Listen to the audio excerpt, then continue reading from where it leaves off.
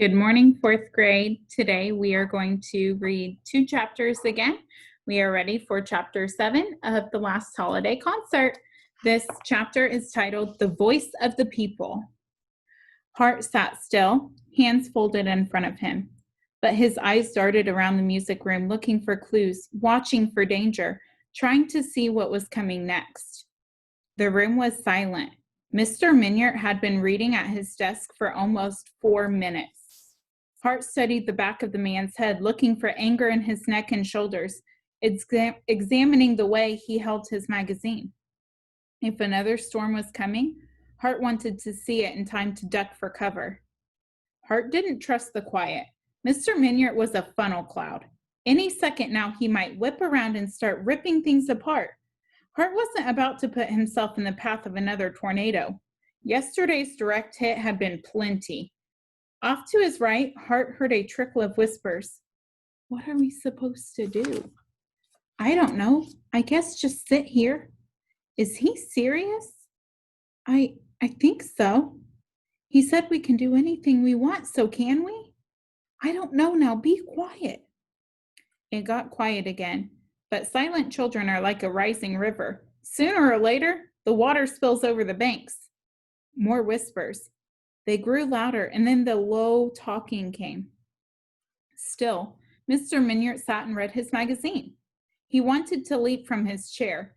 The urge to take charge of his classroom was almost overpowering, but he forced himself to sit and read. As the low talking spread, a few kids kept saying, shh, shh, but the shushing couldn't hold back the flow. Then on the other side of the room, someone must have said something funny. 2 kids started laughing, and then the flood broke loose. The noise level in the room rose so fast it took Mr. Minyard's breath away. And as more kids talked and laughed, others had to talk still louder and louder in order to be heard over the rising clamor. For a moment, Mr. Minyard was sure that the whole 6th grade was packed into the room. He wanted to spin his chair around and give the kids the most withering stare. But he made himself sit still, made himself keep reading. After 3 minutes, the noise was deafening. The room wasn't out of control, but it was close. 3 or 4 guys had started playing baseball with some wadded up paper for a ball and a music book for a bat. A cell phone tweetled, and a girl on one side of the room pulled it out of her purse, jammed it to her ear, and then spun around and waved at her friend, who called from 30 feet away. A few groups of kids had gone back to the windows to watch the snow come down. 4 girls sat on the floor and began playing rock, paper, scissors, dangerously close to the 3 guys kicking a hacky sack. Everyone else was just milling around, talking and laughing. Hart hadn't budged from his chair. His desk was like his lifeboat, a safe place to watch from. Only 4 other kids beside Hart were still sitting at their desks. 2 of them had begun doing homework, and the other 2 kids, Colleen and Ross, were arguing. Colleen Hester was almost yelling at Ross Eastman, and he was shaking his head and making a face back at her. Hart didn't care much for either of them, especially Colleen. Too bossy. As Hart watched, Colleen and Ross stood up and walked down front to Mr. Minyard's desk. It was too loud to hear anything, but Hart saw Colleen say something to Mr. Minyard. He looked up at Colleen and also at Ross, and then Mr. Minyard smiled and nodded and shrugged his shoulders all at the same time. He turned back to his magazine. Colleen tugged on Ross's shirt and pulled him with her until they stood next to the electric piano at the front of the room. Hey, everybody, Colleen yelled. Hey, listen, please, everybody, listen, quiet. The room calmed down a little, and Colleen said, Ross and I want to say something, okay? We just talked to Mr. Minyard, and he said if we wanted, we could be in charge of the concert, so we want to get started now, okay? Janie Kingston didn't care much for Colleen either. She stood up and said, I don't think that's fair. How come you should be in charge, just because you talked to Mr. Minyard first? And then Tim Miller climbed up on the seat of his desk and made a goofy face and said, Hey, maybe I should be in charge. What do you think, guys? and 4 of Tim's friends started chanting, "We want Tim! We want Tim!" Ross raised his hands and shouted, "Guys, shut up! Come on, shut up!" Tim yelled back, "No, you shut up!" And for 15 seconds, about 40 kids yelled, "Shut up," at one another. The shouting burned out, and when it got a little quieter, Ross said, "Janie's right, okay? Everything has to be fair. So first, everyone's got to sit down. Then we'll have an election to see who runs the concert. You can vote for anyone, like for me or Janie or Colleen." "Hey!" yelled Tim. "What about me?" And his friends started chanting again, "Tim, Tim, Tim." Ross grinned. "Sure, Tim too. But everyone has to sit down, and the person with the most votes wins." Ross grabbed 4 or 5 pieces of paper from his notebook, ripped them into little squares, and started passing them out. As quickly as the room had gotten noisy, it got quiet again. Everyone took a ballot and began writing. Hart almost voted for Janie, but at the last minute he wrote Ross's name. Ross was sort of a brainhead, but he was still a pretty good guy. Colleen took a small drum from a shelf at the front of the room, turned it upside down, and dropped her ballot in. Then she walked up and down the rows until everyone had put one ballot into the drum. She took the drum to a table at the front of the room and dumped it out. When she started to unfold the ballots, someone yelled, "Hey, no fair! Someone else should count." And another kid yelled, "Yeah, Mr. Minyard should count." Around the room, kids nodded and said, "Yeah, Mr. Minyard." "Yeah, 'cause he won't cheat. It should be Mr. Minyard." Mr. Minyard, still reading his magazine, shook his head. Colleen walked over to him and said, "Please, Mr. Minyard, everybody wants you to." Mr. Minyard was actually relieved, glad to be taking charge of his classroom again, but he didn't show it. He put down his magazine, slowly stood up, and rolled his desk chair over to the table.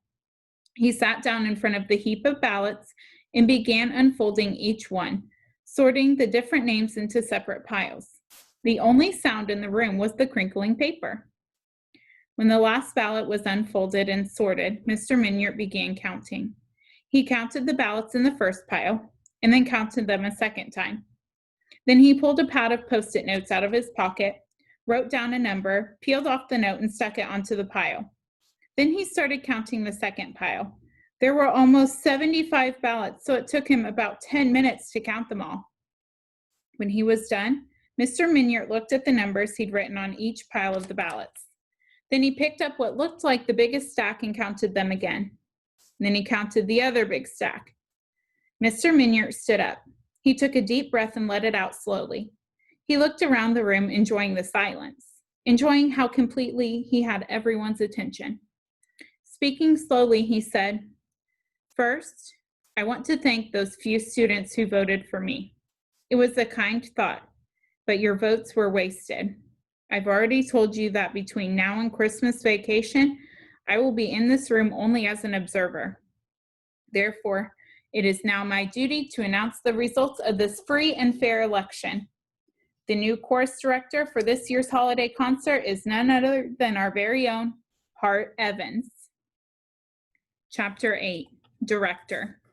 After Mr. Minyard's announcement, the room was quiet, but only for a second. "No way!" Hart gripped the sides of his desk.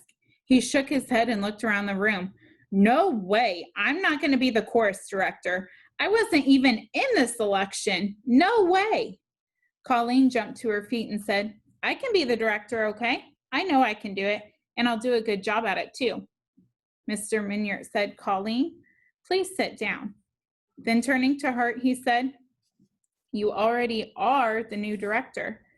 Hart, we all heard the rules. Ross said that the whole chorus could vote for anyone. That's what he said, and you didn't complain about that. And like everyone else, you went along with the rules, and you voted too, right?" Hart gulped. "Well, yeah, sure, I voted, but I didn't want to get elected." Hart pointed toward Colleen and Ross. "One of them ought to do it. They're the ones who want to." Mr. Minyard shrugged. "Too late. They weren't elected. You were, and that's that." He pulled his chair away from the table where the ballots were and began pushing it back toward his desk. So have a very nice concert. Mr. Minyard sat down, opened his magazine, and began to read again. Hart didn't know what to do. All the kids were looking at him. He felt embarrassed. Colleen hurried over and stood in front of him. What do you want us to do first? You heard Mr. Minyard. We only have 23 days. We have to get started. Hart looked up at her. Colleen put her hands on her hips and said, well, what should we do? Hart said, you know that song, I'm a Little Teapot? How about you walk down to the front of the room and sing that song for everybody? That would be a good start. Hart's wisecrack got quite a pretty big laugh, and around the room, kids started whispering and talking. Colleen made a pinched face at him. You think you're so funny. Really, what are you going to do? We have to get started. Hart ignored Colleen and stood up. Waiting for the room to get quiet, Hart thought, if Mr. Minyard wants to be all tough and make me do this, then I'll play games too. Hart said, okay, listen everybody. As the new course director, I declare that this is a free period, and tomorrow will be a free period too. Course is now a free period. And then Hart sat down. A spontaneous cheer filled the room. Yay! Woohoo! Awesome! This is great! Yeah, cool! Still standing there in front of Hart with her hands on her hips, Colleen said, you are so immature. She turned and stomped back to her desk. In less than a minute, the room was as loud as it was before the election. Reading at his desk with his ears wide open, once again it took all Mr. Minyard's willpower to keep himself from leaping to his feet. He wanted to sweep his eyes across the crowd. He wanted to shout silence and snap the room into order. But he thought, nope, I'm not going to explode. I'm not going to rant and rave and look like an angry fool again. I'll wait. I'll wait until the noise and disorder and confusion overpowers them. A free period? Ha! Nobody can stand chaos for long, not even sixth graders. Might take a day or two, but they'll all get sick of it. Hart and his fan club, they think chorus is a big joke. Well, the joke's on them. By the time these thoughts had run through his mind, Mr. Minyard was trying to keep from smiling. And what he really wanted to do was laugh out loud. Hart Evans, the rubber bandit. Hart was now in charge of the chorus, in charge of the big concert. It was too perfect. Mr. Minyard knew he was being petty and childish. He knew he was being unprofessional, but at that moment, he didn't care. Mr. Minyard was planning to enjoy himself. Soon would come the part where Hart and everyone else would be pleading, begging him to take charge of the chorus and organize the concert. And after they had gravelled and whined long enough, he would slowly let himself be talked into it. It was going to be so much fun. There was only one small problem with this analysis.